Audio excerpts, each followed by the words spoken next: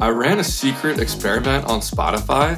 I wanted to release music myself that could be as successful as music that's released on a label. So I released an EP myself, and at the same time, I released a track on a label. I have all the data now, and on the surface, it seems like there's a clear winner, but I was honestly pretty shocked when I dug deeper into the data. So let's end the debate. Should you release music yourself or use a label? So my experiment was inspired by artists like Connor Price. He has around 7 million monthly listeners and releases all of his music himself. And that's because he's mastered the art of short form video. He makes skits for TikTok, Instagram Reels, and YouTube Shorts to promote all of his music. And he's killing it. One of his videos has 73 million views, which converted to 90 million Spotify streams for that song he was promoting with the video. So at the beginning of the year, I was like, all right, I make videos, I make music. Let me try this on a much smaller scale and see what happens. So my plan was to make a 4-track EP, and with each song I would release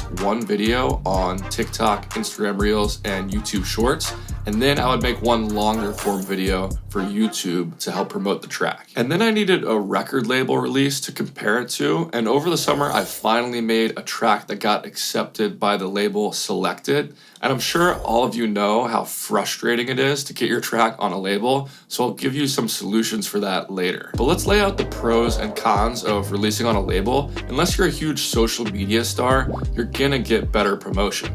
These labels have big Spotify playlists they can put your track in. They have connections with DJs, and those big DJs will play your track in their radio shows and at their concerts. And the best labels, they have a certain style to them, and they've built an existing fan base around that style. So you're gonna tap into their existing fan base when you release with them. It's also way less work for you. They handle the artwork, the promotion, the legal contracts, the royalty splits, but you are giving up control. They control the branding and the artwork, and you don't even own your track anymore. They own it. I can't even play my own track in this YouTube video without getting a copyright strike because they own it. And of course, they keep most of the royalties. It's usually around 70%, but that can vary. You also work around their release schedule, so sometimes they'll have tracks scheduled for the next 6 months, so you're waiting forever for your track to come out. You'll forget you even made it by that point. Now let's go through self-releases. You retain all the control. You own the rights, you control the branding,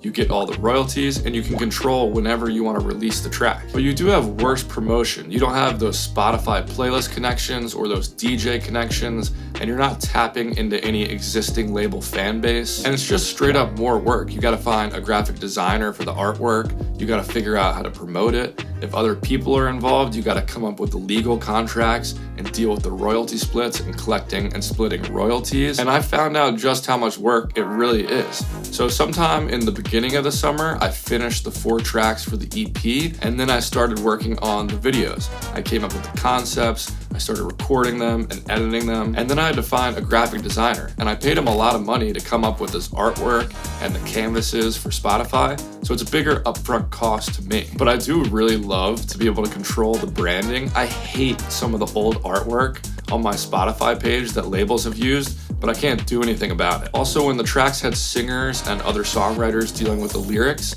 I had to come up with the legal contracts and deal with splitting the royalties. So after all that work, everything was finally ready to be released. So I released all the tracks and their promotional videos in August and September. Now, it's a few months later, and I think enough time has passed to check out the results. And if you want some advice on how to get your tracks on record labels, check out the link below. I didn't really think it fit into this story here, so I ended up making a free bonus video. So if you're interested in that, just check that out after this video. But now let's look at the results. These are the results for Real Time, which was the track on the label, and these are the results for my self-released EP. When I first saw this data, I thought my EP was a total failure. I mean, those streaming numbers suck when you compare them. But if we dig a little deeper, you'll find out that's not the whole story. So we have to ask ourselves, what are the important metrics here? Like, how do people even use Spotify? Well, I know when I hear a song and I like it, I add it to one of my playlists.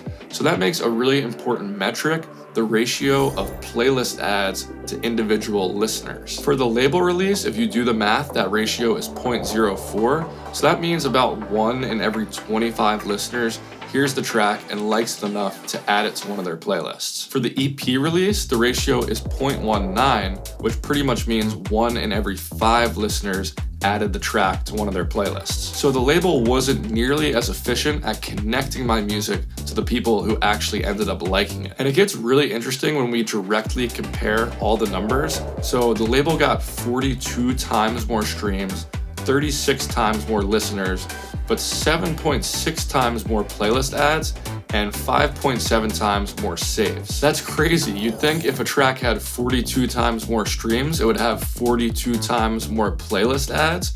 So on the surface, it looks like the track did 42 times better, but in reality, with the metrics that actually matter, it only did around 6 or 7 times better. Also, I didn't even mention the social media numbers yet. The videos I made got around 172,000 views across TikTok, Instagram, and YouTube. So that's 172,000 more impressions where people heard my music, but they also saw the guy behind the music too. You can't really show your personality on Spotify, but you can through video. Is it crazy that we live in an era where more people heard my music on social media than on Spotify? Yeah, it is, but that's the reality that we live in. So what's my plan moving forward?